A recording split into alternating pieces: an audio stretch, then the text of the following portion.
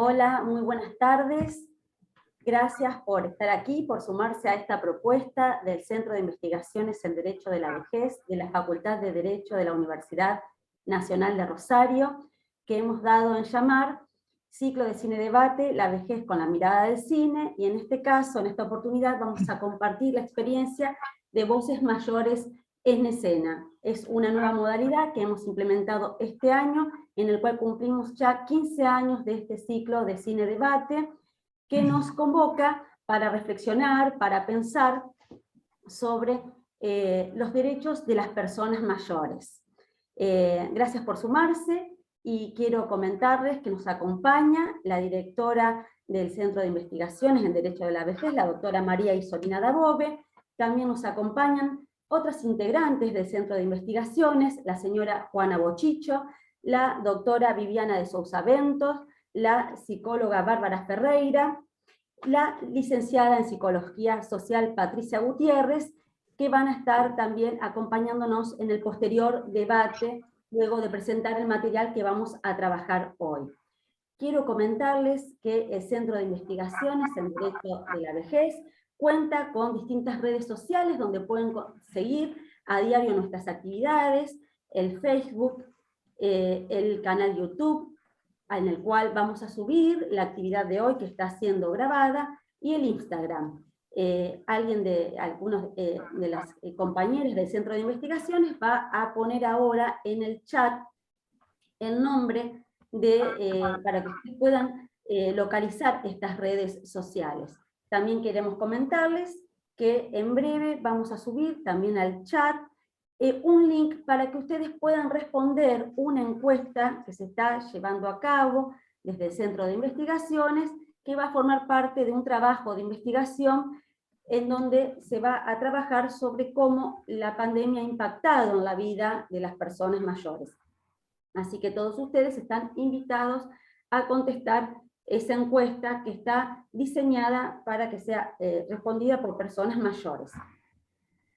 También queremos comentarles que este ciclo de cine debate, que en esta oportunidad se va a desarrollar durante varios meses consecutivos, cuenta con el acompañamiento de alguna institución de la localidad de Rosario o de la región. En esta oportunidad nos acompañan, y queremos agradecer especialmente la deferencia de haberse sumado a la actividad, la Dirección de Adultas y Adultos Mayores de la Municipalidad de Rosario, cuya directora es la licenciada Sonia Mancilla, que por problemas, digamos, de superposición de agenda no ha podido hoy acompañarnos, pero está muy bien representada la institución por la señora Jimena Paradise, que es coordinadora de Planificación y Gestión de la Dirección de Adultos Mayores, y María de los Ángeles del Fierro Flores, que es coordinadora del área socioeducativa de dicha institución. Les voy a ceder la palabra a ellas para que presenten la institución y también les den a ustedes la bienvenida. Bueno, ¿qué tal? Buenas noches a todos y a todas. Gracias por la invitación. Brevemente voy a compartir una pantalla con unas filminas donde, bueno, se va a transmitir acá, vamos a ver.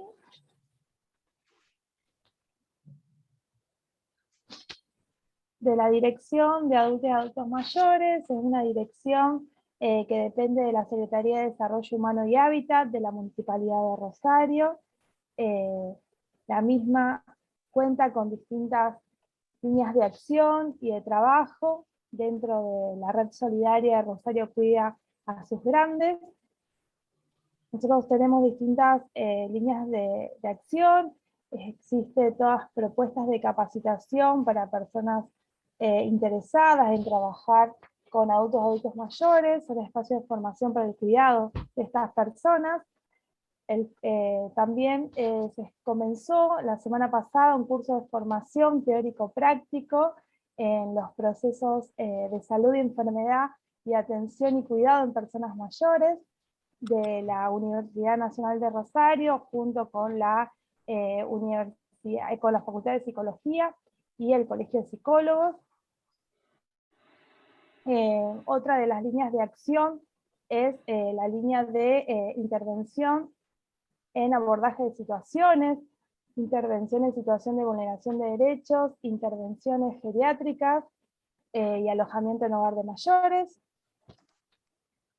una red de acompañamiento en contención telefónica y una red digital, y Angie nos va a contar toda la parte de las actividades sociorecreativas. También tenemos una línea de trabajo muy fuerte, que son los eventos especiales que se dan durante todo el año.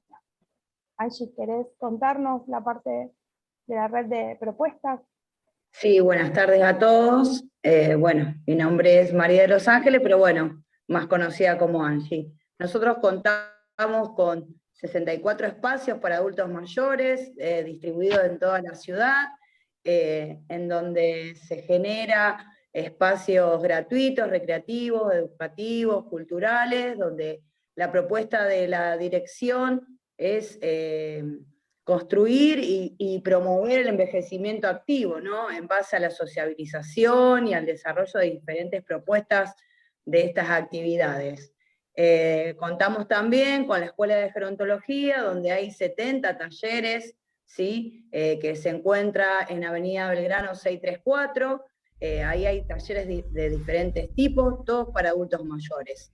También hay proyectos transversales que ocupan, digamos, todos los espacios en donde estamos distribuidos en la ciudad, donde está el teatro, taller de teatro, Newcon, estimulación cognitiva. Después estamos en 4 distritos con estaciones digitales, donde se desarrollan actividades para la tecnología y educación financiera, ¿sí? Más que nada para los adultos mayores puedan aprender las nuevas tecnologías. Y también contamos con talleres de sexualidad dentro de los espacios, y también algunas propuestas, digamos, específicamente talleres dentro de la dirección, una vez al mes con diferentes temáticas. Esas son las propuestas que tiene la dirección en el área socioeducativa de la Dirección de Adultos Mayores. Y por último, estamos transcurriendo lo que es el mes de junio, en lo que es el mes del buen trato al adulto y adulto mayor, con toda una red de difusión que se está dando por redes sociales. Bueno, van a estar escuchando todos los spots, que la verdad que va a ser un mes de muchas actividades por el mes, ¿no?, del buen trato al adulto mayor. Así que bueno, ahí le dejamos nuestro correo. Cualquier consulta o contacto que quieran con la dirección, ahí es el correo electrónico. Muchas gracias. Gracias. Bueno, gracias Angie y gracias Jimena por habernos comentado las actividades, los objetivos de la Dirección de Adultas y Adultos Mayores del municipio de Rosario. Recuerden que la actividad queda grabada, así que pueden ver después los contactos si quieren tomar nota para poder comunicarse con la Dirección de Adultos Mayores. Bueno, también nosotros queremos comentarles que el Centro de Investigaciones en Derecho de la Vejez cuenta con el dictado de una materia lectiva dentro de la carrera de Derecho de la Facultad de Derecho de la Universidad Nacional de Rosario, en donde los alumnos tienen una visión integral respecto de los derechos de las personas mayores, y que justamente ayer cerraron su ciclo lectivo con la exposición de trabajos finales, con mucho éxito. Todos ellos aprobaron en la instancia evaluativa, y aparte, digamos que pudieron instalar también un momento de debate, de intercambio con las personas que asistieron a la actividad, porque justamente las actividades que desarrollamos tienen que ver con esto, con poder volcar a la comunidad el trabajo que se realiza desde la facultad, desde el Centro de Investigaciones, y de que las personas puedan no solamente saber de nuestro accionar, sino también poder conocer y poder replicar los derechos que le asisten a las personas mayores. Así que estos encuentros son, digamos, la excusa perfecta para poder adentrarnos en la temática.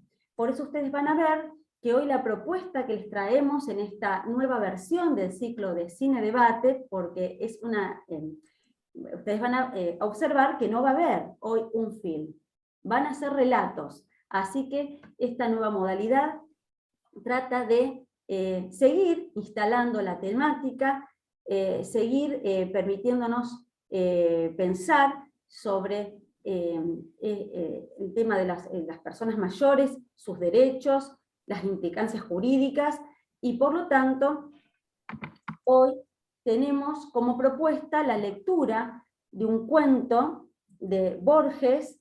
Hoy justamente es un nuevo aniversario del fallecimiento del celebrado escritor, y también lo vamos a vincular con algunas noticias periodísticas que hace un tiempo invadieron las redes sociales, los periódicos, que tenían que ver con el supuesto pedido de eutanasia que había hecho el actor Alain Delon, que hoy tiene 86 años. Entonces, vamos a tratar de vincular estas temáticas, el texto, esas noticias, y tratar de pensar sobre estos temas que hoy vamos a instalar.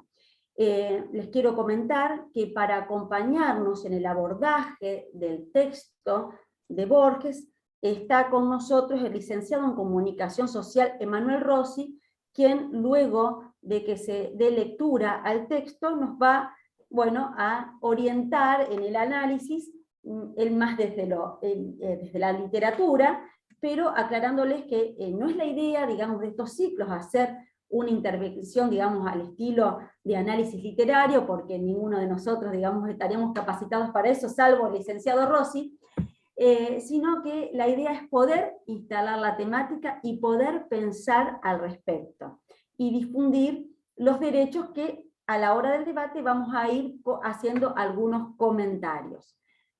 Todos están invitados a participar, lo único que les pedimos es que mantengan el micrófono cerrado, y al momento de hablar recién ahí lo activen. Para participar pueden levantar la mano para que les demos la palabra. Sin más dilación, le voy a ceder la palabra a Bárbara Ferreira, que va a leer el texto de Borges, y yo les voy a compartir por pantalla el texto para que también lo puedan ir leyendo.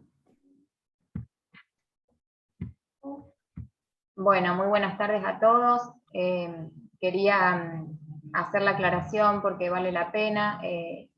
Este ciclo, como bien anticipaba Rosana, es un ciclo de cine originariamente, ciclo de cine debate, la vejez con los ojos del cine, y este año nos pareció más que interesante complementar este espacio con literatura, y en este caso con cuentos. Este cuento iba a ser leído por nuestra compañera Patricia Gutiérrez, que por una interferencia técnica no va a poder llevarlo a cabo, por eso estoy yo poniéndole la voz, pero bueno, quiero también nombrarla porque era su voz y era su espacio el que estaba pensado para este encuentro. Voces mayores en escena nos pareció un buen subtítulo, una buena manera de introducir lo que para nosotros es una fuente literaria, pero además es un disparador. Y bueno, nada mejor que comenzar con el cuento 25 de agosto, 1983, de Borges, para poder comenzar a pensar algunos tópicos, como por ejemplo la pregunta o el tema de la muerte, entre otros que ya vamos a retomar. Si les parece, si se escucha bien, comienzo a narrarlo. Sí, Barbie. Vi en el reloj de la pequeña estación que eran las 11 de la noche pasadas. Fui caminando hasta el hotel. Sentí, como otras veces, la resignación y el alivio que nos infunden los lugares muy conocidos. El ancho portón estaba abierto, la quinta a oscuras. Entré en el vestíbulo, cuyos espejos pálidos repetían las plantas del salón. Curiosamente el dueño no me reconoció y me tendió el registro. Tomé la pluma que estaba sujeta al pupitre, la mojé en el tintero de bronce y al inclinarme sobre el libro abierto, ocurrió la primera sorpresa de las muchas que me depararía esa noche. Mi nombre, Jorge Luis Borges, ya estaba escrito, y la tinta todavía fresca. El dueño me dijo: yo creí que usted ya había subido. Luego me miró bien y se corrigió. Disculpe, el otro se le parece tanto, pero usted es más joven. Le pregunté, ¿qué habitación tiene? Pidió la pieza 19, fue la respuesta. Era lo que yo había temido. Solté la pluma y subí corriendo las escaleras. La pieza 19 estaba en el segundo piso y daba a un pobre patio desmantelado en el que había una baranda, y lo recuerdo, un banco de plaza. Era el cuarto más alto del hotel. Abrí la puerta que se dio. No habían apagado la araña. Bajo la despiadada luz me reconocí. De espaldas, en la angosta cama de fierro, más viejo, enflaquecido y muy pálido, estaba yo, los ojos perdidos en las altas molduras de yeso. Me llegó la voz. No era precisamente la mía. Era la que suelo oír en mis grabaciones, ingrata y sin matices. Qué raro, decía, somos dos y somos el mismo. Pero nada es raro en los sueños. Pregunté asustado. Entonces, ¿todo esto es un sueño?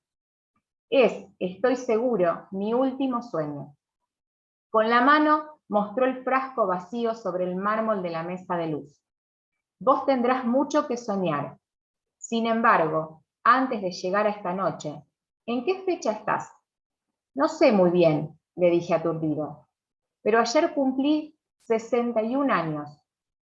Cuando tu vigilia llegue a esta noche, habrás cumplido, ayer, 84. Hoy estamos a 25 de agosto de 1983. Tantos años habrá que esperar, murmuré. A mí ya no me está quedando nada, dijo con brusquedad. En cualquier momento puedo morir, puedo perderme en lo que no sé, y sigo soñando con el doble. El fatigado tema que me dieron los espejos y Stevenson.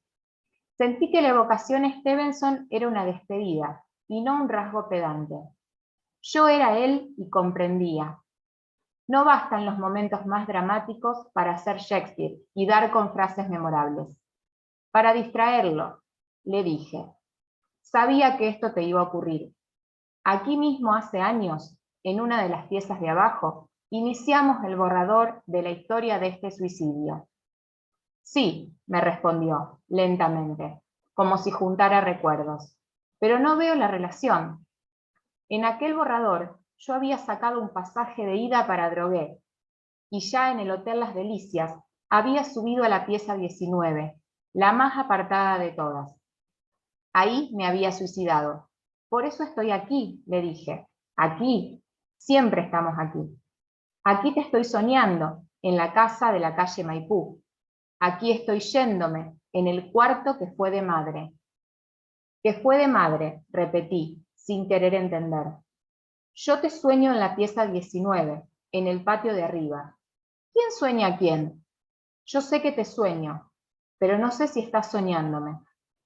El hotel de Adrogué fue demolido, hace ya tantos años, 20, acaso 30, quién sabe. El soñador soy yo, repliqué con cierto desafío. ¿No te das cuenta que lo fundamental es averiguar si hay un solo hombre soñando o dos que se sueñan? Yo soy Borges, que vio tu nombre en el registro y subió. Borges soy yo, que estoy muriéndome en la calle Maipú. Hubo un silencio. El otro me dijo, vamos a hacer la prueba. ¿Cuál ha sido el momento más terrible de nuestra vida? Me incliné sobre él y los dos hablamos a un tiempo. Sé que los dos mentimos. Una tenue sonrisa iluminó el rostro envejecido. Sentí que esa sonrisa reflejaba, de algún modo, la mía. Nos hemos mentido, me dijo, porque nos sentimos dos y no uno. La verdad es que somos dos y somos uno. Esa conversación me irritaba. Así se lo dije. Agregué, ¿y vos? En 1983. ¿No vas a revelarme nada sobre los años que faltan? ¿Qué puedo decirte? Pobre Borges. Se repetirán las desdichas que ya estás acostumbrado. Quedarán solo en esta casa. Tocarás los libros sin letras y el medallón de Swedenborg y la bandeja de madera con la Cruz Federal. La ceguera no es la tiniebla, es una forma de la soledad. Volverás a Islandia, Islandia, Islandia de los mares. En Roma repetirás los versos de Keats, cuyo nombre, como el de todos, fue escrito en el agua. No he estado nunca en Roma. Hay también otras cosas. Escribirás nuestro mejor poema, que será una elegía. A la muerte de, dije yo, no me atreví a decir el nombre. No, ella vivirá más que vos. Quedamos silenciosos. Prosiguió. Escribirás el libro con el que hemos soñado tanto tiempo. Hacia 1979 comprenderás que tu supuesta obra no es otra cosa que una serie de borradores misceláneos, y cederás a la vana y supersticiosa tentación de escribir tu gran libro. La superstición que nos ha infligido el Fausto de Goethe, Salomón, el Ulises. Llené increíblemente muchas páginas, y al final comprendiste que habías fracasado. Algo peor, comprendí que era una obra maestra en el sentido más abrumador de la palabra. Mis buenas intenciones no habían pasado de las primeras páginas. En las otras estaban los laberintos, los cuchillos, el hombre que se cree una imagen, el reflejo que se cree verdadero, el tigre de las noches, las batallas que vuelven en la sangre, Juan Muraña, ciego y fatal, la voz de Macedonio, la nave hecha con las uñas de los muertos, el inglés antiguo repetido en las tardes. Ese museo me es familiar, observé con ironía. Además, los falsos recuerdos, el doble juego de los símbolos, las largas enumeraciones, el buen manejo del prosaísmo, las simetrías imperfectas que descubren con alborozo los críticos, las citas no siempre apócrifas. ¿Publicaste ese libro?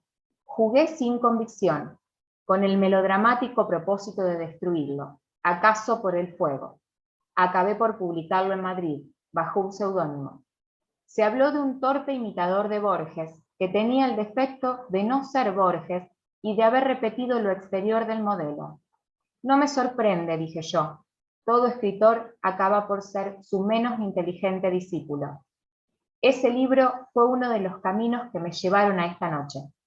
En cuanto a los demás, la humillación de la vejez, la convicción de haber vivido ya cada día. No escribiré ese libro, dije. Lo escribirás. Mis palabras, que ahora son el presente, serán apenas la memoria de un sueño. Me molestó su tono dogmático, sin duda el que uso en mis clases. Me molestó que nos pareciéramos tanto y que aprovechara la impunidad que le daba la cercanía de la muerte. Para desquitarme le dije, ¿tan seguro estás de que vas a morir? Sí, me replicó. Siento una especie de dulzura y de alivio, que no he sentido nunca. No puedo comunicarlo. Todas las palabras requieren experiencia compartida. ¿Por qué parece molestarte tanto lo que te digo? Porque nos parecemos demasiado. Aborrezco tu cara, que es mi caricatura. Aborrezco tu voz, que es mi remedo. Aborrezco tu sintaxis patética, que es la mía. Yo también, dijo el otro. Por eso resolví suicidarme. Un pájaro cantó desde la quinta. Es el último, dijo el otro. Con un gesto me llamó a su lado. Su mano buscó la mía. Retrocedí. Temí que se confundieran las dos. Me dijo, los estoicos enseñan que no debemos quejarnos de la vida. La puerta de la cárcel está abierta. Siempre lo entendí así, pero la pereza y la cobardía me demoraron. Hará unos 12 días ya daba una conferencia en La Plata sobre el libro sexto de la Eneida. De pronto, al escandir un hexámetro, supe cuál era mi camino. Tomé esta decisión. Desde aquel momento me sentí invulnerable. Mi suerte será la tuya.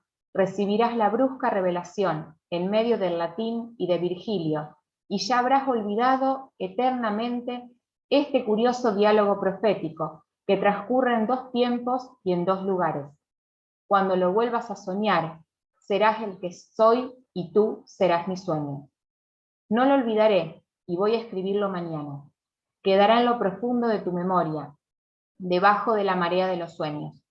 Cuando lo escribas, crearás urdir un cuento fantástico. No será mañana, todavía te faltan muchos años. Dejó de hablar. comprendí que había muerto. En cierto modo, yo moría con él. Me incliné acongojado sobre la almohada y ya no había nadie. Huí de la pieza. Afuera no estaba el patio, ni las escaleras de mármol, ni la gran casa silenciosa, ni los eucaliptus, ni las estatuas, ni la glorieta, ni las fuentes, ni el portón de la verja de la quinta en el pueblo de Adrogué. Afuera me esperaban otros sueños.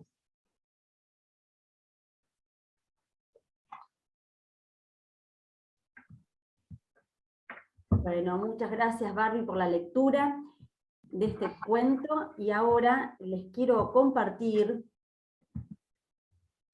no sé si allí se ven, creo que sí, esta placa donde recogimos aquí algunas, ¿no?, de las portadas de diarios que trataron sobre esta noticia que refería a el pedido del actor Alain Delon de la eutanasia ante un episodio de enfermedad que él había estado atravesando, que si bien luego fue desmentido por uno de sus hijos.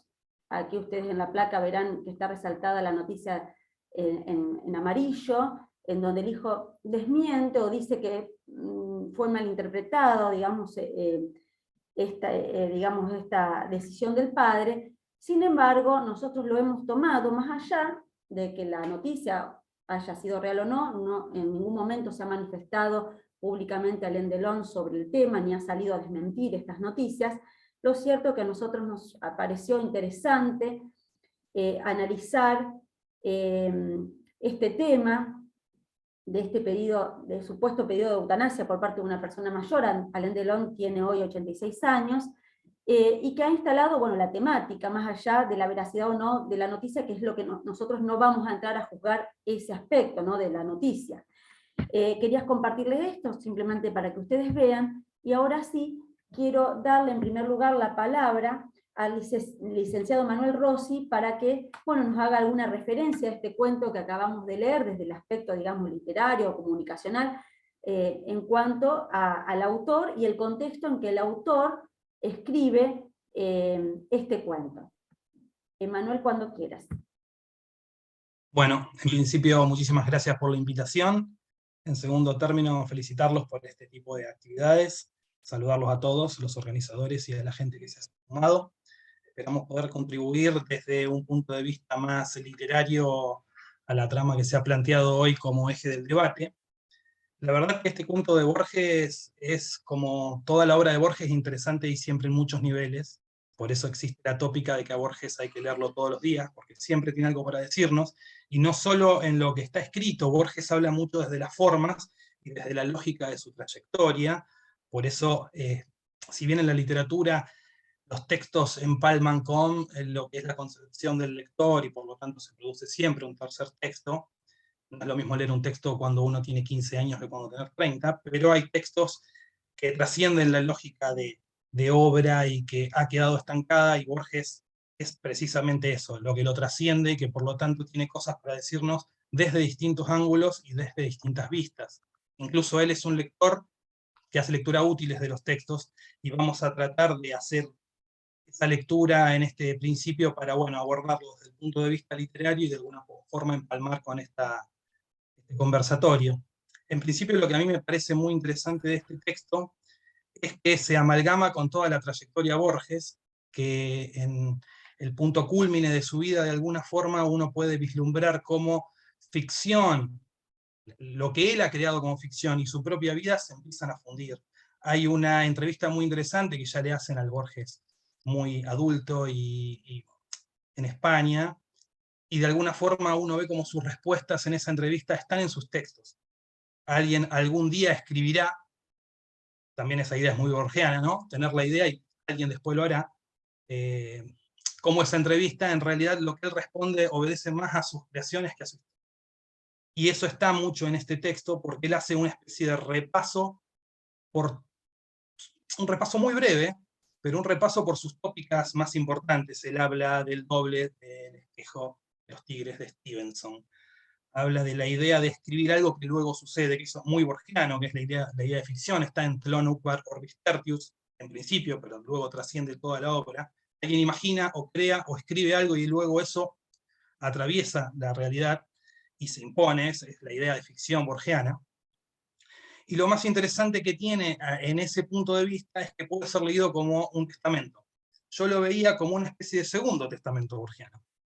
Él hace un repaso de su trayectoria, pero también puede verse como un testamento el libro de ensayos, uno de sus mejores libros, que se llama Otras Inquisiciones, que es el Borges que sabe que se va a quedar ciego. Entonces hace ese libro sabiendo que su prosa no va a ser la misma. No obstante, Borges acá, y en esa instancia, tiene una postura bastante estoica al respecto. Nunca se quejó de que se iba a quedar ciego, y tampoco tiene una aproximación a la muerte desde el punto de vista que hoy podríamos denominar similar al imaginario colectivo actual. Tiene esa postura estoica del hombre que va a morir, que de hecho en su vida lo hace así, porque él dice yo quiero morir en Ginebra, y va a morir a Ginebra. Entonces me parece que esta mirada está escribiendo su testamento, e incluso está participando de todas sus tópicas, haciéndolas participar, y también está incluso siendo consciente de que lo está haciendo, porque hay una parte en la que dice, yo lo escribí recién, todo escritor acaba por ser su menos inteligente discípulo. De alguna forma Borges tiene la idea de que todo ha sido escrito, y que si todo ya fue escrito, lo único que queda es copiar. Esta idea de Benjamin del arte de citar sin comillas. Entonces él tiene esta lógica de decir, yo soy un gran lector y no un gran escritor, porque parte de la idea de que él escribe lo que lee e impulsa una teoría de la lectura, y que por lo tanto al escribir lo que lee, lo único que está haciendo es tomar retazos de otras obras de manera dialógica para luego producirlo en un tercer texto. Y lo que hace acá, lo hace con sí mismo. Se da cuenta que está haciendo eso, se está de alguna forma autocopiando, copiando en el buen sentido de la palabra.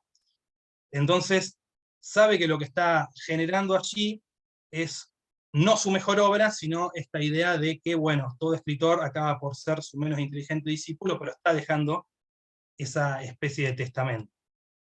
Por otro lado, está la idea del borrador del suicidio, cuando uno de los dos Borges, que también es una temática, la del desdoblamiento, la lógica del doble, lo toma con Stevenson aquí, pero está en toda su obra, y lo toma desde distintas aristas literarias, porque el tema del doble es muy recurrente.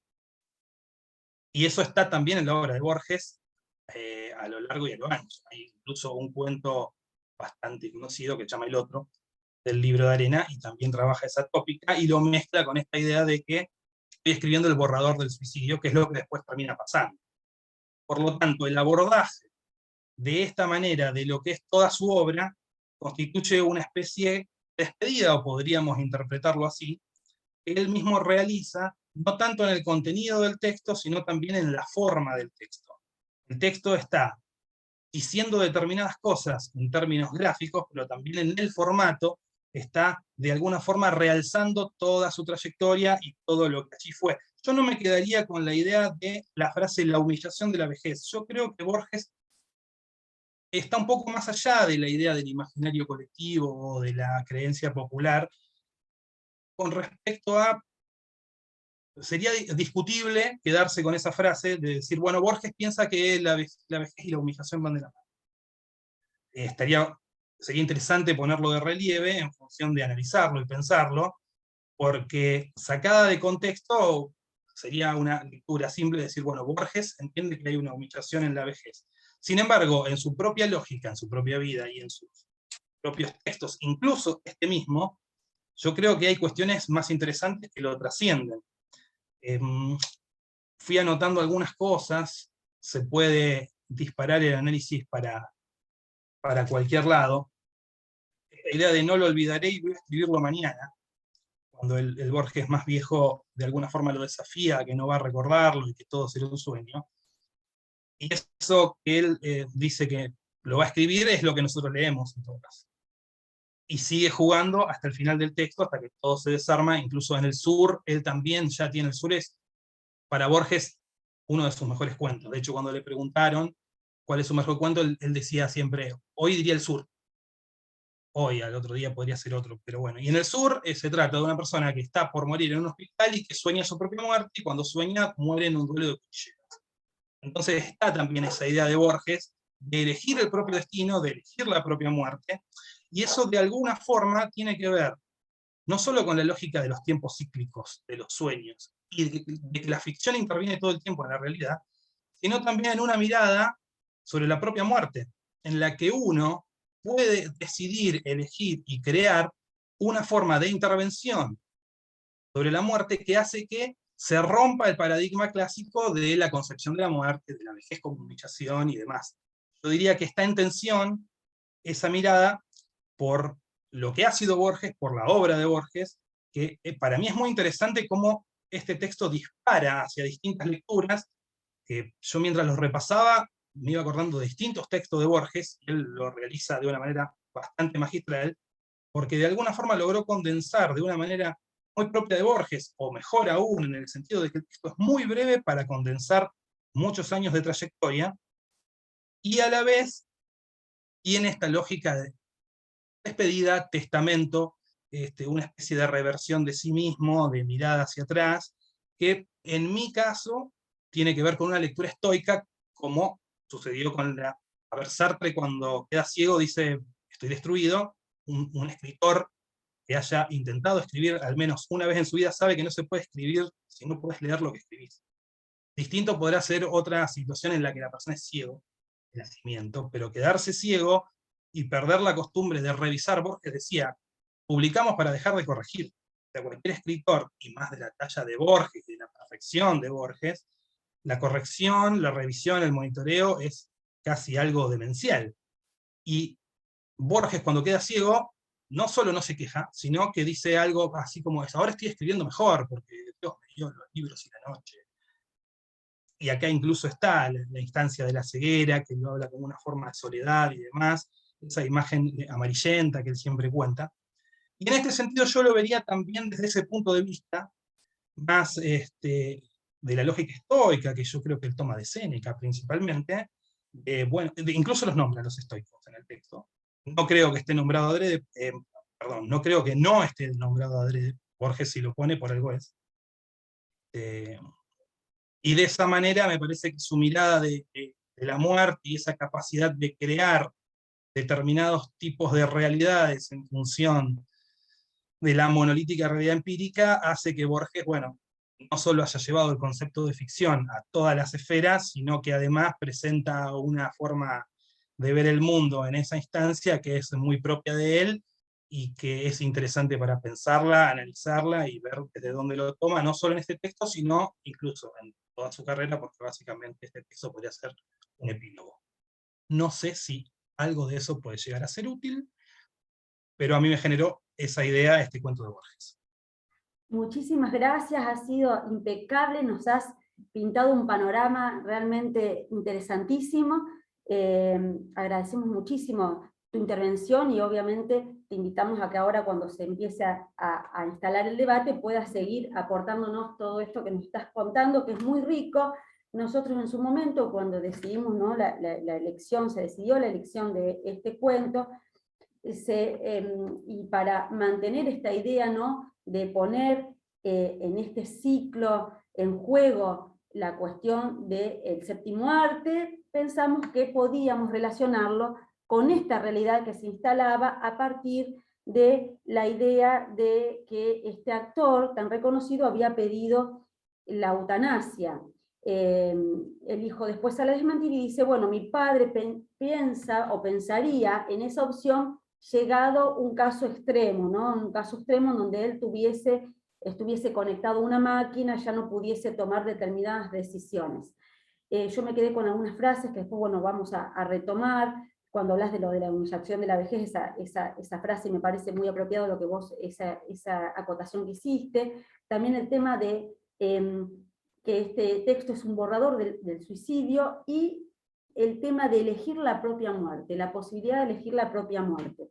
Yo ahora quiero darle la palabra a la doctora Viviana de Sousa Ventos. Ella es profesora en la Facultad de Derecho de la Universidad Nacional de Rosario, integra el Centro de Investigaciones en Derecho de la Vejez es profesora de Derechos Humanos y de una materia que también se dicta en la Facultad de Derecho Municipal, y ella va a hacer una intervención respecto de este tema que tiene que ver con la muerte digna, la eutanasia, la distanasia, o algunos conceptos, ¿no?, que a veces están un poco confusos y que ella nos va a traer luz, nos va a clarificar al respecto. Viviana. Abrí el micrófono, Vivi. Bueno, buenas tardes. Más allá del tema de las materias, en realidad me estoy dedicando no a Derecho Municipal, que fue una materia que creé en su momento, sino a problemática de los derechos humanos, que es una nueva materia, más derechos humanos y constitucional. Que no quiere decir que sepa mucho, sino al contrario, que me problematizo más, porque cuanto más uno lee sobre el tema de derechos humanos, más se complica la existencia, ¿no? Y se problematiza. Y entonces, bueno, lo que me han pedido es que diga, que básicamente es lo que me parece a mí, como en derechos humanos, y que busco que alguien lo comparta, porque son temas muy complicados donde nada está específicamente escrito.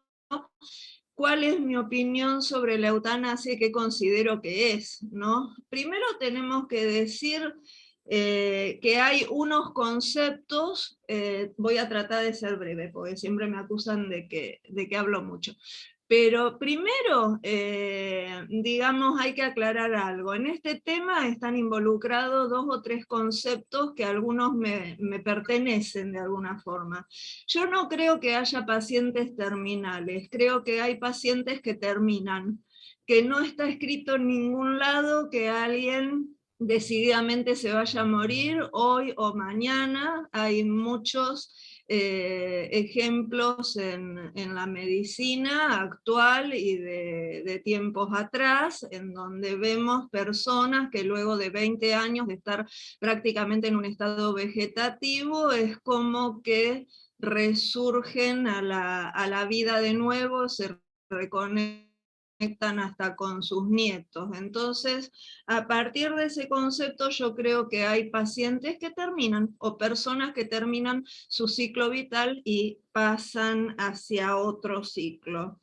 Por cierto, evidentemente acá está en juego otro concepto, que es el de la dignidad humana, que más que decir qué es la dignidad humana, la vivenciamos. Cuando nosotros hablamos de derechos humanos, no podemos estar hablando de estos derechos si no nos referimos a que la dignidad en realidad es la esencia de estos derechos, y por lo general se ejemplifica, digamos, en, por ejemplo, los crímenes de guerra, cómo tratar a los criminales de guerra. Algunos confunden el derecho humanitario con los derechos humanos, pero son buen ejemplo de que ni siquiera, y ya que nos atraviesa una situación de guerra y no queda muy lejos, es bueno decirlo, de que algunos, digamos, crímenes de guerra están representados precisamente por la violación de la dignidad humana. No es necesario ensuciar a una persona con excrementos, o arrastrarla, o poner su cabeza en una picota, pues eso en realidad atenta precisamente contra esta dignidad humana.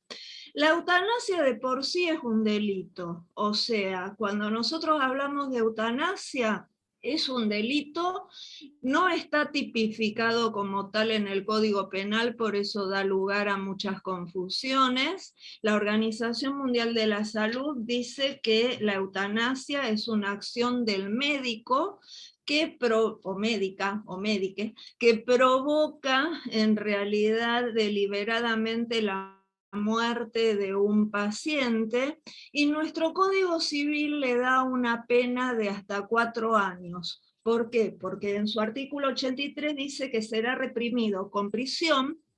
Fui a buscar el código ahora cuando me dijo Rosana dónde está regulada.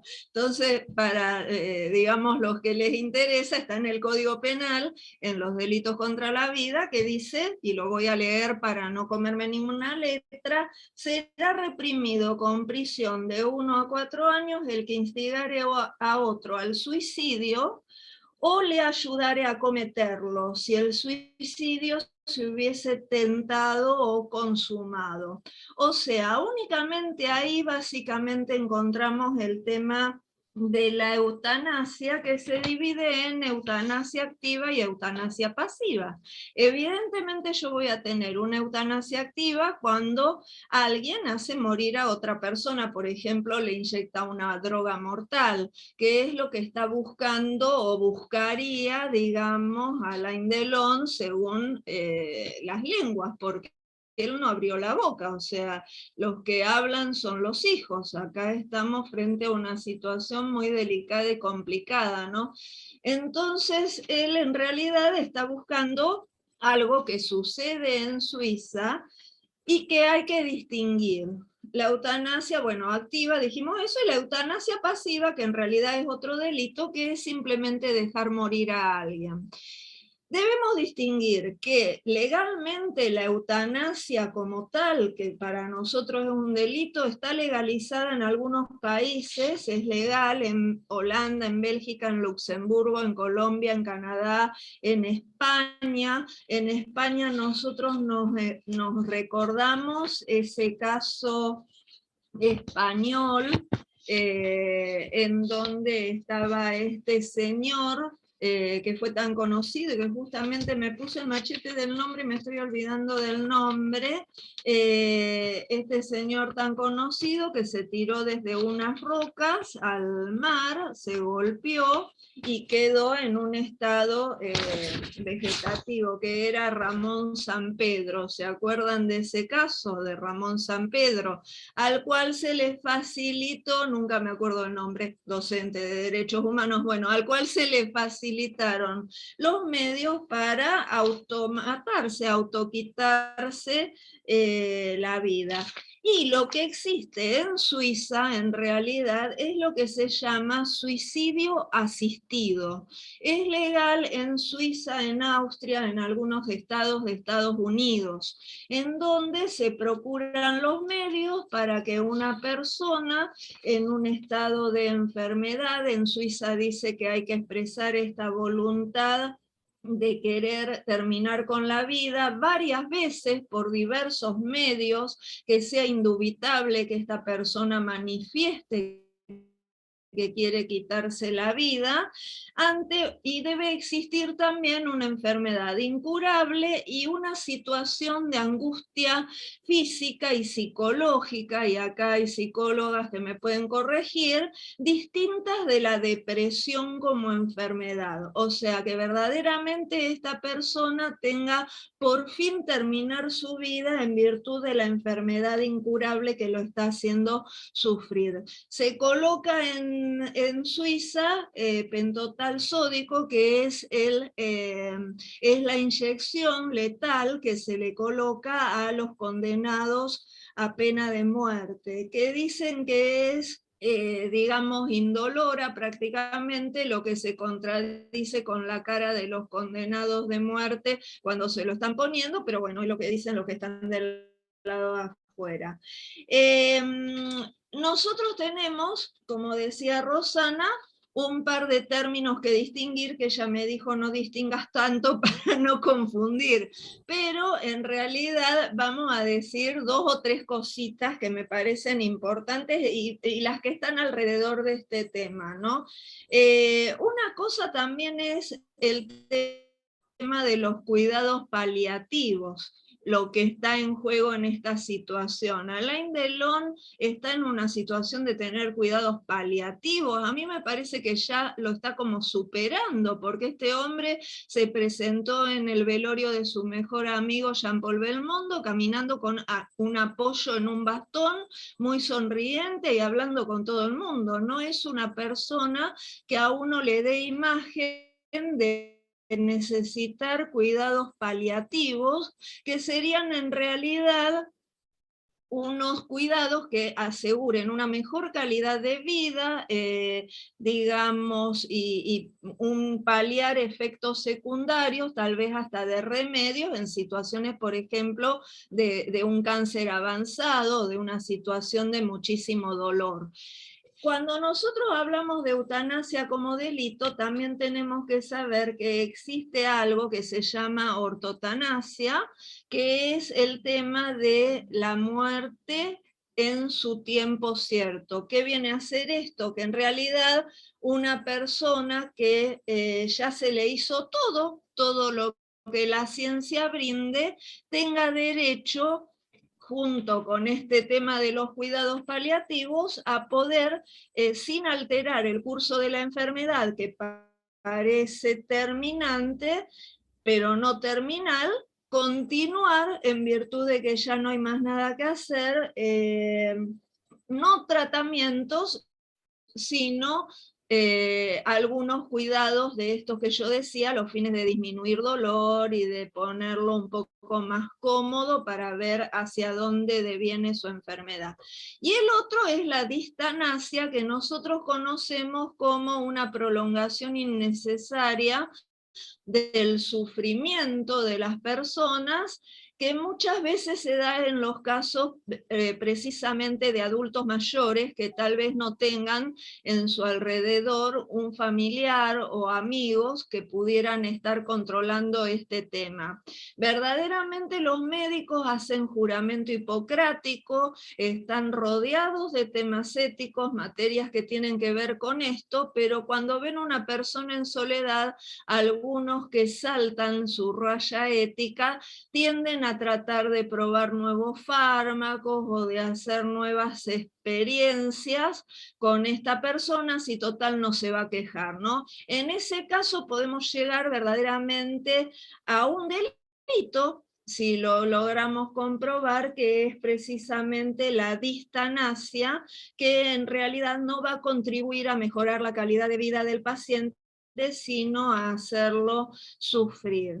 Luego se habla de eugenesia, que también es algo que ustedes sienten nombrar, que en realidad ha tenido mucho arraigo en las guerras mundiales, ¿no? Y es en realidad aprovechar los avances de la biología para mejorar la raza, ¿no?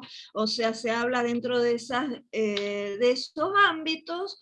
Y bueno, y después tenemos otras palabras como mistanasia, cacotanasia, distanasia, etcétera, que en realidad son las diferentes formas de llegar malamente a la muerte. Impresiona mucho el tema de la mistanasia en cuanto supone la muerte por abandono médico, social, emocional y religioso, que es lo peor y espiritual, que es lo peor que le puede pasar a una persona, y que en realidad lo vemos en muchas personas abandonadas en la calle y de la mano de la sociedad directa.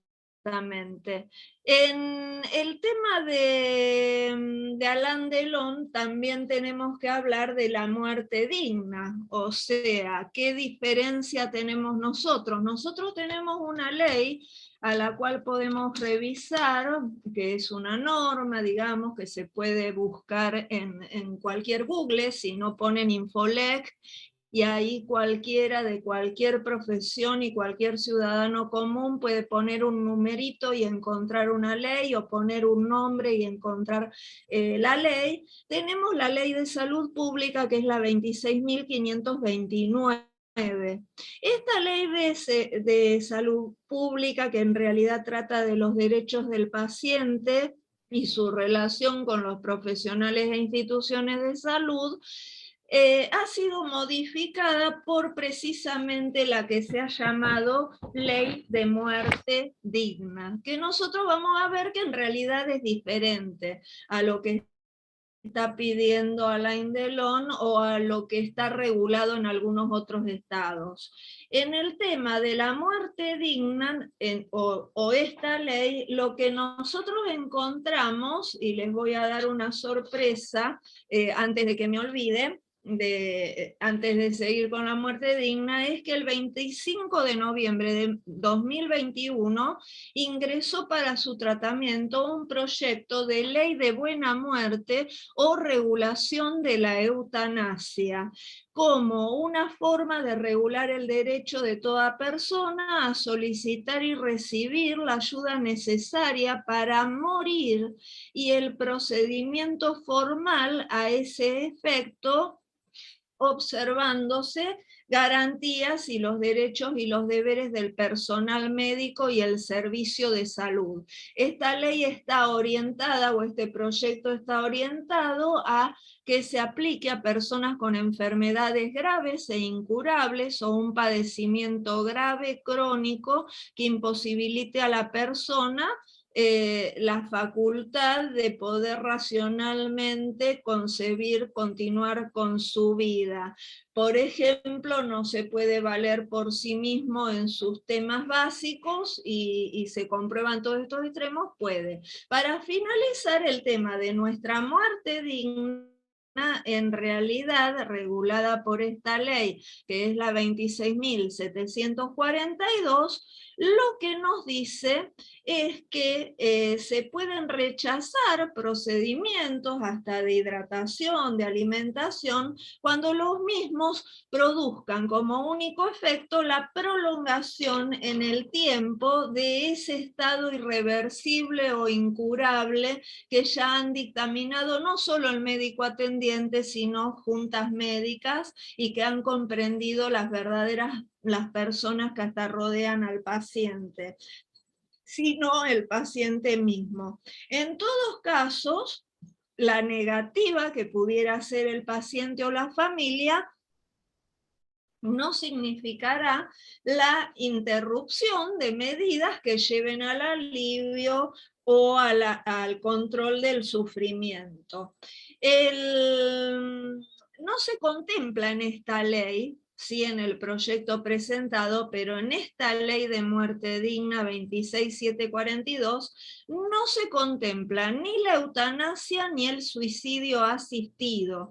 Tiene que ver simplemente con la primera palabra que mencionábamos antes, que era la dignidad, o sea, con una muerte digna entendida como la preservación de la dignidad durante el proceso de muerte. O sea, mantener la dignidad durante el proceso de muerte.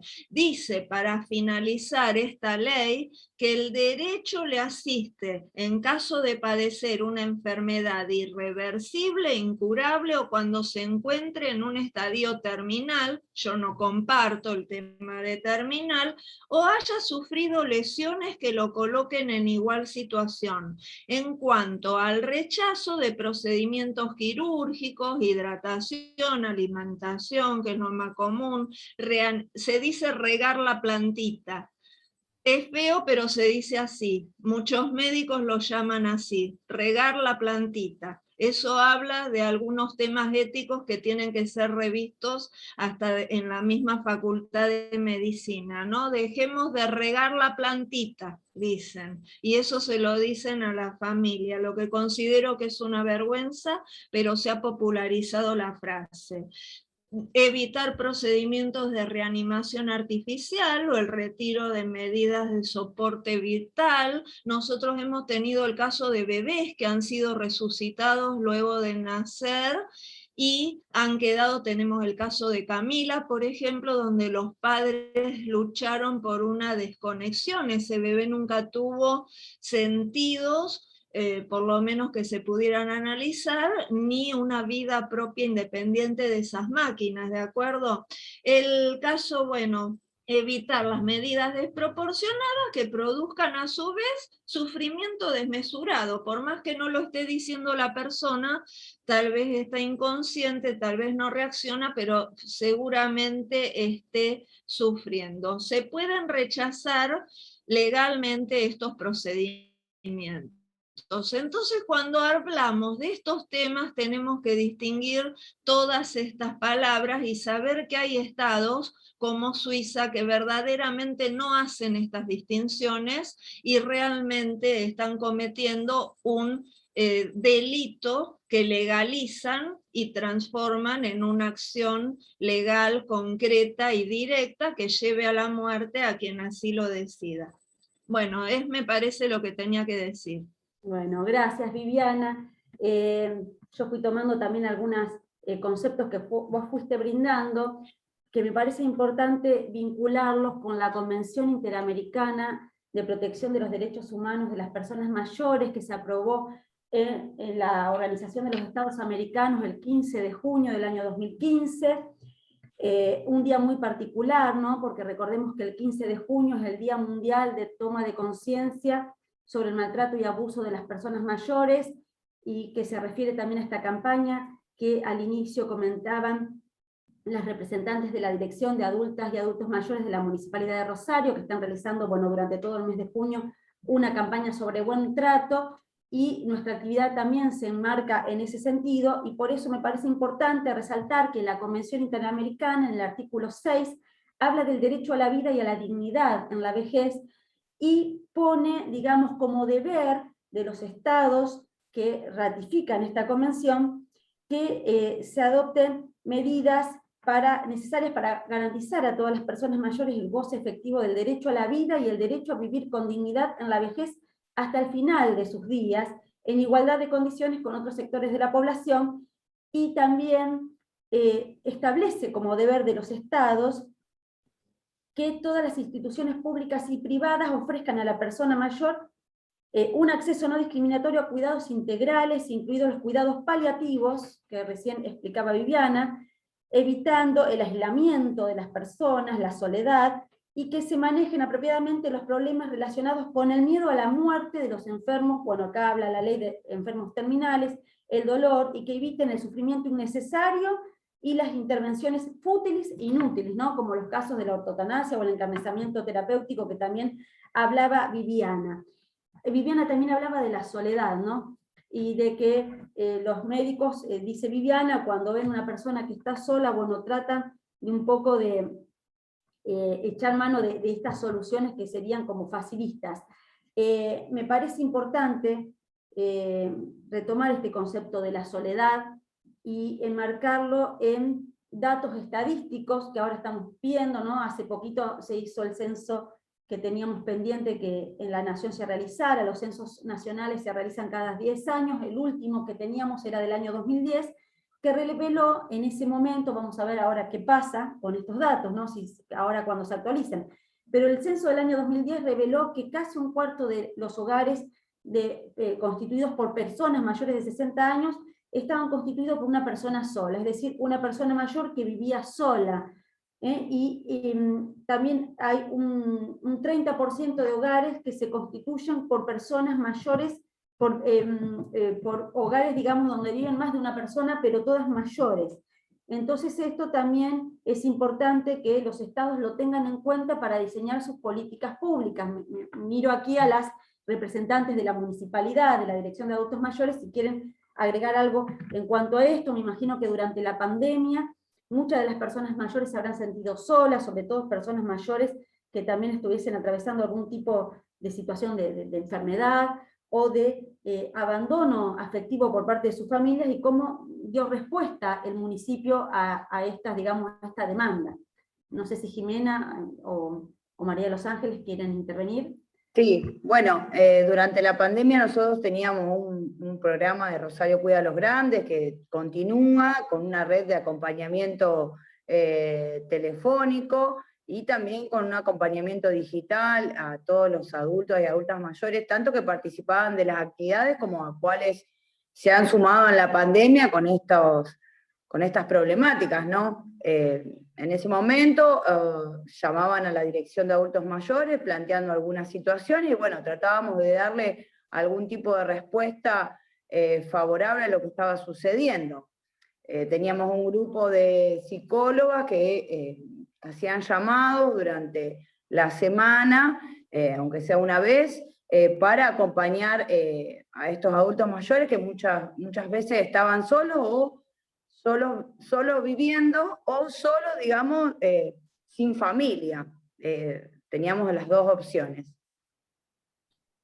Sí, para sumar a lo que dijo Angie, este programa municipal fue un programa que trascendió las fronteras burocráticas de las propias secretarías, digo, porque todo el Estado municipal se puso al frente de este proyecto y era de poder asistir a los adultos y adultas mayores que fueron los más afectados en la situación de la pandemia, de estar recluidos y de estar muy solos en soledad. Digo. Y bueno, y esta asistencia, este número de teléfono, este acompañamiento, aunque ahora ya se presentan las actividades y todo lo que presentábamos, las actividades recreativas que ya comenzaron a salir y a estar con sus pares y poder disfrutar de todo el abanico de propuestas, continúa todo lo que es la contención telefónica con algunos adultos y adultos mayores que han quedado todavía en esa red de acompañamiento, porque desde la dirección consideramos que algo que se instaló y es necesario continuar, al margen de toda la línea de abordaje en situación de vulneración de derechos. El número telefónico y la contención por redes continúa y va a continuar. Y la verdad que fue un desafío que sigue estando de cómo trabajar desde las distintas acciones de los estados locales, el tema de la soledad y el tema de que la población obviamente está envejeciendo, digo, cada vez vamos a tener más y más adultos mayores porque obviamente las expectativas de vida siempre son más altas. Así que bueno, nosotros desde la dirección tenemos muchas actividades, como explicábamos, y bueno, y cada vez vamos sumando más con distintos perfiles y distintas dinámicas. Bueno, gracias Jimena y María de los Ángeles. Bueno, está abierto el debate. Si alguien quiere participar, solamente tiene que pedir la palabra para que podamos escuchar sus opiniones, sus comentarios o consultas o preguntas que quieran realizar. Estamos aquí para escucharlos.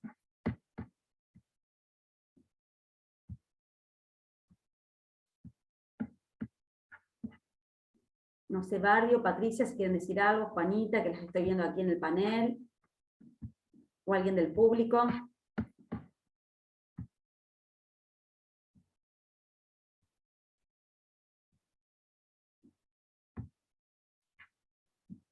Sí, Barrio, podés abrir el micrófono si querés. Sí, Emma estaba levantando la mano, no sé si quiere hacer el aporte y después seguimos. Bueno, no había visto a Manuel.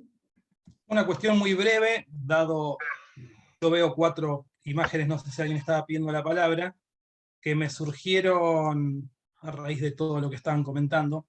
En principio quería retomar algo de lo que habíamos hablado con respecto a la lógica del tiempo en Borges. Me parece que la interpretación del tiempo es interesante para medir todo lo que se está evaluando y analizando acá, y bueno, en otros ámbitos similares, cómo se concibe ese tiempo.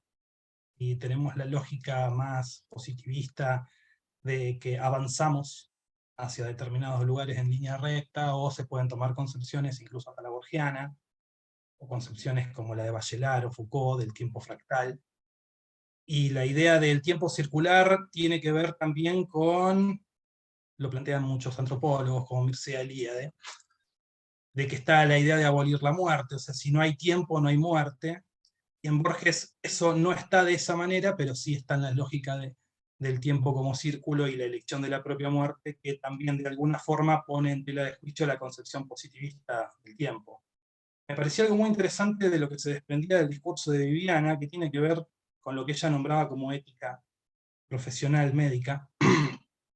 Esto pone de relieve en todo este debate y en muchos otros debates el tema de la materialidad empírica. Estamos en un momento en el mundo, en Occidente, atravesado por lo que podría denominarse cultura líquida, cultura posmoderna, en el cual se vive una hiperfragmentación, por ende una hipersimbolización de las cuestiones, y uno que incluso viene del mundo de los símbolos, como en mi caso, yo soy licenciado en comunicación, pero aparte soy estudiante de letras, tiene que volver un poco sobre sus pasos, en función de que ve determinadas cuestiones, creaciones, abordajes, que terminan reproduciéndose a sí mismo y alejándose de la realidad empírica, y que por lo tanto al alejarse de esa realidad luego generan, incluso se ve hoy día, hasta legislaciones que no se condicen con la materialidad. Legislaciones que tienen que ver con lógica más de carácter universal, de carácter de empalmar el clima de época, de hablarle a determinados grupos que no son representativos necesariamente de lo que sucede en lo que podría denominarse el 99%, ¿no? La grande mayoría, y que después pasa que, oh sorpresa, todo eso no tiene ninguna funcionalidad. Entonces me parece interesante plantear también la importancia de ver sobre qué esta idea de la cabeza piensa en donde los pies pisan me parece impresionante, porque estamos bastante escindidos de esa lógica. Por eso yo lo llamo hipersimbolización, que hay como una especie de generación de otro lenguaje, de otra lógica, y se reproduce a sí mismo y que genera otro lenguaje y otra lógica, y luego llega un punto en el que hay que volver sobre los pasos porque estamos hablándole a pares y no a la realidad sobre la que queremos afectar. Y eso me llevó al concepto de biopolítica Foucaultiana, que me parece que tiene mucho que ver por la lógica en la que se piensa la muerte, porque tiene que ver con una lógica de regulación de la muerte. Y también me llevaba otra vez a lo de Viviana en esta lógica de qué es lo legal, y la intromisión de la idea de poder, que hace que lo legal tenga que ver más con una lógica de poder que con una lógica de justicia. Y ahí veía cómo cerraba el círculo de alguna forma con esta idea de pensar dónde estamos parados, la lógica de la hipersimbolización en la cultura posmoderna en la que vivimos, donde tal vez la materialidad siga siendo la misma. Yo creo que vivimos en el mismo mundo que en la década del 90, pero sí una cultura que se impone como ficción, otra vez en términos borgianos, o como hegemonía, para hacerle su traspié con Gramsci, plantea cuestiones que muchas veces terminan no solo haciéndonos hablar entre nosotros, sino que muchas veces generando incluso cambios de paradigma o de lógica o de legislaciones que después no solo no se condicen con la realidad que queremos transformar, sino que terminamos generando un problema. Y por último, lo quiero volver a decir, agradecerle por este espacio, porque a mí la vejez abarca un grupo social que para mí es muy interesante para abordar, no solo desde el punto de vista analítico, sino desde el punto de vista empírico. Me parece que no se está pensando desde los lugares que deberían estarse pensando soluciones, abordajes y trabajos con respecto a este grupo. Y bueno, siempre se lo digo a Bárbara, me parece muy importante lo que están haciendo y que de alguna forma tiene que trabajarse este tema de manera cada vez más abarcativa y totalizante, porque la agenda pasa por otro lado, por otros lados, muchas veces, a veces ni siquiera de cerca, y bueno, ponerlo en agenda también es una forma de combatir esas desigualdades.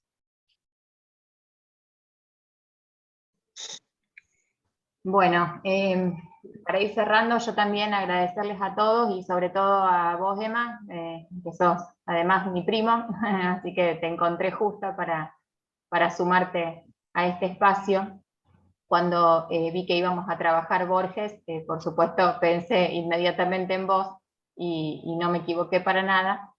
Yo quería decir justamente, bueno, esto de la lógica de tiempo, lo hemos compartido en algunos otros espacios de debate entre nosotros y bueno, también con los chicos del centro. Yo creo que el tiempo es uno de los conceptos a los que más preguntas les debemos hacer para poder pensar justamente en una lógica circular, recursiva, pero sobre todo para poder escindir de alguna manera, digo, cuando pensamos en Borges y pensamos en este desdoblamiento que él plantea en sus ficciones, con intervención, como decíamos, sobre la realidad, o por lo menos con esa tendencia, yo pensaba desde mi formación psicoanalítica en el sujeto dividido entre el saber y la verdad. Esto quizás no sea algo conocido para todos, pero cuando hablamos de sujeto, cuando elegimos o cuando el psicoanálisis elige hablar de sujeto, es porque justamente elige no hablar de individuo. Y es mucho más interesante poder pensar en un sujeto escindido entre el saber y la verdad, porque justamente es en esa división donde aparece el deseo. Y cuando hablamos de dignidad y justamente de muerte digna, yo creo que lo que tenemos que empezar a pensar es en la lógica del deseo. Porque esto que se regula desde afuera, esto que se regula desde la biopolítica, la política de los cuerpos, deja muy de lado la pregunta por el deseo de quienes quieren vivir, además de cómo quieren morir.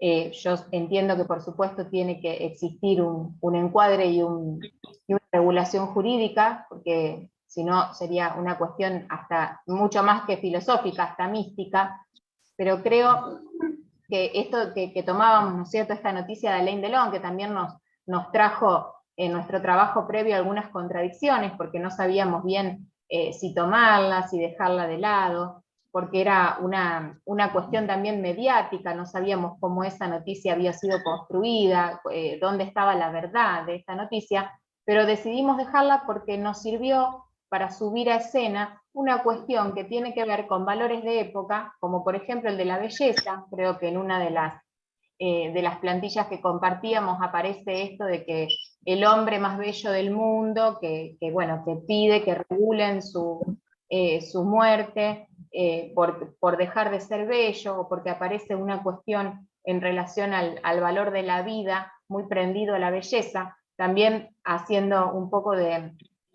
nuevamente, digo, siguiendo con lo literario y con las fuentes literarias. Hoy me fui nuevamente a leer un poco el retrato de Dorian Gray, de Oscar Wilde, porque no podía dejar de pensar en este personaje que hace un pacto con su propio retrato para que su belleza quede eternizada, y que en su cuerpo no puedan inscribirse las marcas del paso del tiempo.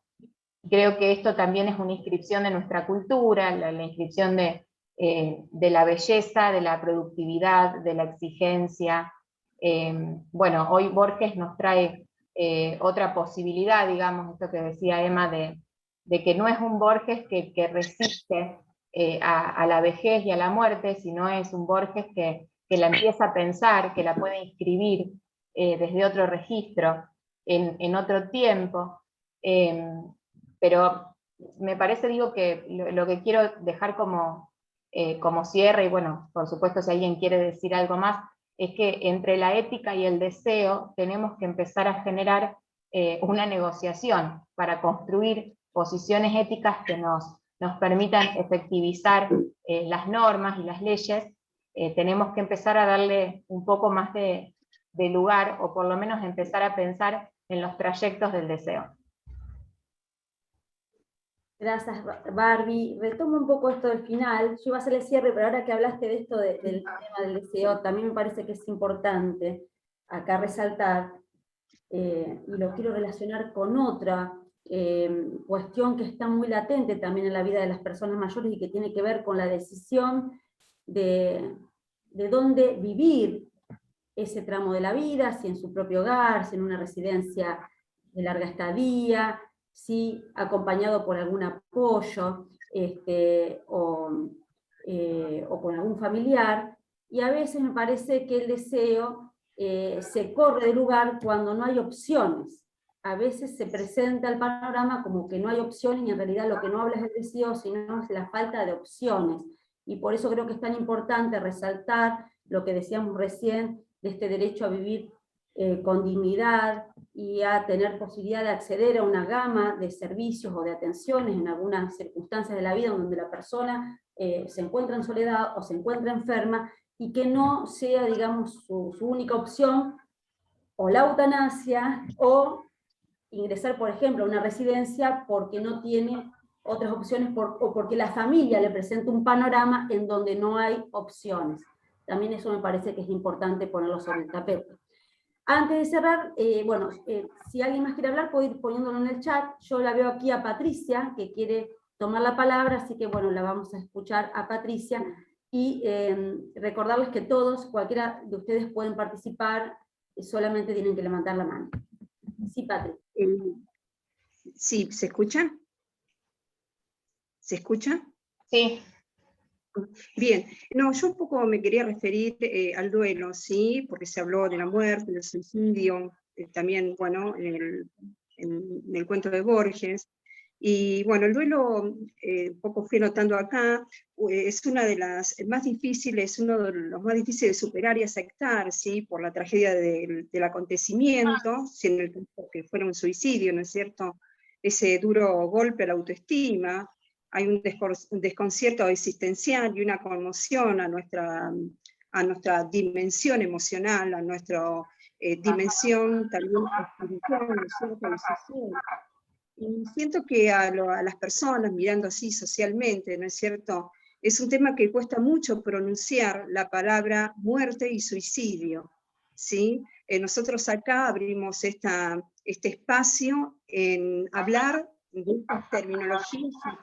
Pero siento que la sociedad en sí tenemos un gran camino todavía de recorrer en poder trabajar la aceptación, ¿sí?, en estos temas. No sé si se escuchó, pero agradezco mucho el espacio. Sí, Patricia, te escucho. Bueno, muchas gracias por la intervención.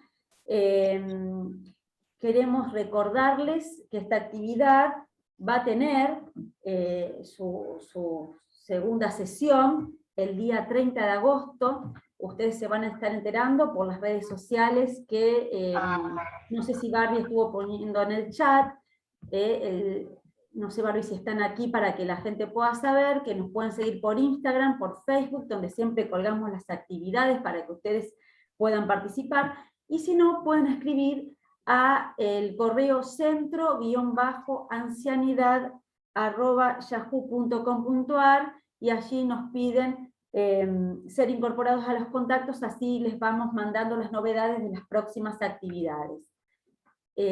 Si no hay nadie más, no estoy viendo, que quiera tomar la palabra, ya nos iríamos despidiendo, sin antes agradecerles la participación de todos ustedes. La verdad que fue una jornada muy interesante, porque tuvimos varias voces, ¿no?, desde la psicología, desde el derecho, desde la comunicación social, la participación del Estado también en esta actividad, así que me parece que estuvo reflejado bien el pensar de las distintas disciplinas, y bueno, solamente agradecerles, los esperamos en la próxima sesión, que va a ser el 30 de agosto, en este mismo horario, también por plataforma Zoom, y para obtener el link pueden seguirnos por las redes o escribir al correo electrónico. Bueno, muchas gracias a todos por participar. Chau, chau.